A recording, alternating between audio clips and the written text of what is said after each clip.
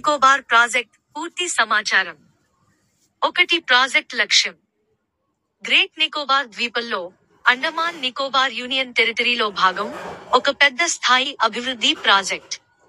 ప్రధాన ఉద్దేశం భారతదేశాన్ని అంతర్జాతీయ వాణిజ్యంలో పెద్ద హబ్గా మార్చడం, వ్యూహాత్మక రక్షణ శక్తిని పెంచడం. 2. ప్రాజెక్ట్ ముఖ్య అంశాలు. గలాథియా బే వద్ద ట్రాన్స్షిప్మెంట్ పోర్ట్. ఇది చాలా లోతైన సముద్ర తీరంలో ఉంటుంది. పెద్ద కంటైనర్ షిప్స్ ఇక్కడ ఆగవచ్చు. అంతర్జాతీయ విమానాశ్రయం. 4000 మీటర్ల రన్వే నిర్మాణం, పెద్ద విమానాలు దిగేందుకు అవకాశం. Green field township.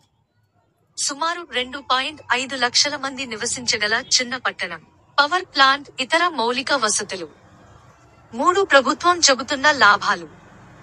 Strategic location, అంతర్జాతీయ సముద్ర మార్గాలకు దగ్గరగా ఉండటం. భారతదేశానికి ఆర్థిక శక్తి పెరగడం, ట్రాన్స్షిప్మెంట్ ఫెసిలిటీ వలన. ఉపాధి అవకాశాలు, స్థానికులకు ఉద్యోగాలు. మౌలిక వసతులు, రహదారులు, విద్యుత్, ఆరోగ్య సేవలు. 4. సోనియా గాంధీ కాంగ్రెస్ అభ్యంతరాలు. దీన్ని ఆమె ప్లాన్ మిస్అడ్వెంచర్, ప్లాన్ చేసిన ప్రమాదకర యోజన అని పిలిచారు. ప్రధాన కారణాలు. 1. గిరిజనుల భూమి కోల్పోవడం. షాంపెన్ తెగ, అత్యంత వెనుకబడిన గిరిజన తెగ పీవీటీజీ, అడవులపై ఆధారపడి జీవిస్తారు. వీరి సంస్కృతి, జీవన విధానం నశించే ప్రమాదం. నికోబారీస్ కూడా 2004 సునామీ వల్ల నిర్బంధానికి గురయ్యారు. ఇప్పుడు మళ్లీ భూములు కోల్పోతారనే భయం. 2. పర్యావరణ నష్టం. 8.5 లక్షల నుండి 50 లక్షల వరకు చెట్లు నరికే అవకాశం.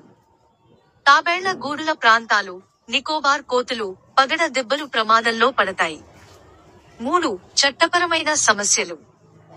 Forest rights act, coastal regulation zone, CRZ నిబంధనలు ఉల్లంఘించబడ్డాయని ఆరోపణ. పర్యావరణ ప్రభావ అధ్యయనాలు, ఈఐఏ, సామాజిక ప్రభావ అధ్యయనాలు, సియా, అసంపూర్ణంగా జరిగాయని అంటున్నారు. 4. ప్రకృతి విపత్తుల ముప్పు.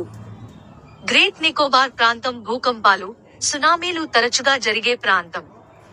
2004 సునామీలో అనేక ప్రాణనష్టం జరిగింది.